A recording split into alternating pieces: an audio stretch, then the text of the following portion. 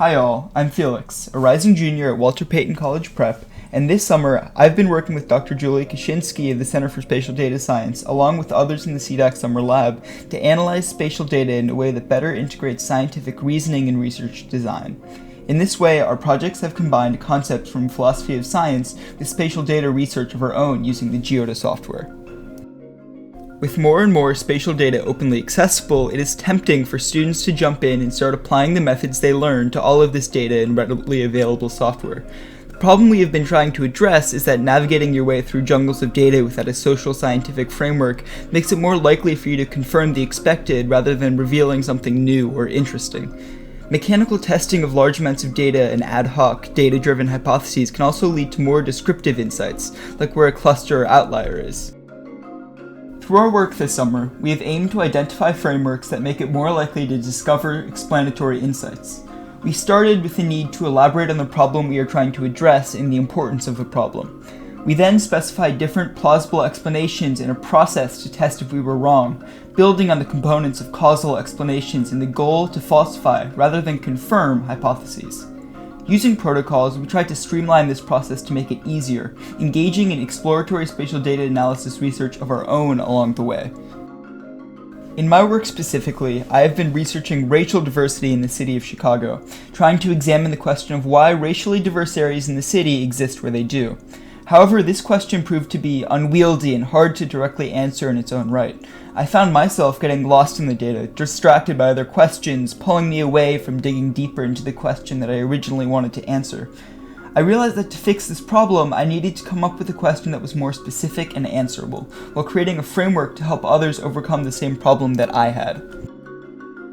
The framework that I have created helps to guide the user through taking a broad, unanswerable question and turning it into multiple smaller hypotheses that are more targeted and answerable. To do this, we follow a series of steps that help us define what exactly we are attempting to answer. Some of these steps include defining and measuring the parameters and variables used in creating a better question, as well as measuring the importance of the question that has been created. The end result is a far more targeted and answerable question, which helps data analysts navigate through their research.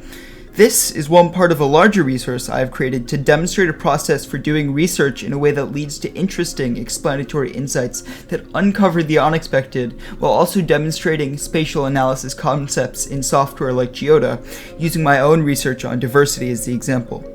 Put together, this resource aims to help students and others gain more explanatory insights.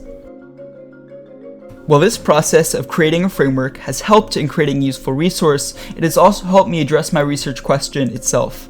I found that highways often separate diverse and non-diverse areas, and that greater racial diversity seems to be matched by more diversity in zoning and land use patterns. Some diverse areas were only temporarily diverse as they were gentrifying or otherwise changing in makeup. Others served as more permanent diverse buffer areas that shared the combined characteristics of the segregated neighborhoods surrounding them. I used k-means clustering and indices of diversity to define and measure racial diversity. From there, I've used multiple exploratory spatial data analysis tools, such as spatial autocorrelation tests, to find multiple drivers for racial diversity.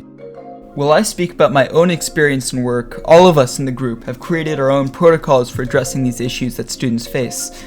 Together with the research that we have done on different spatial topics, we hope to use these resources to assist students and researchers in conducting spatial research in ways that generate more explanatory insights, while also showing how to more specifically use exploratory spatial data analysis tools.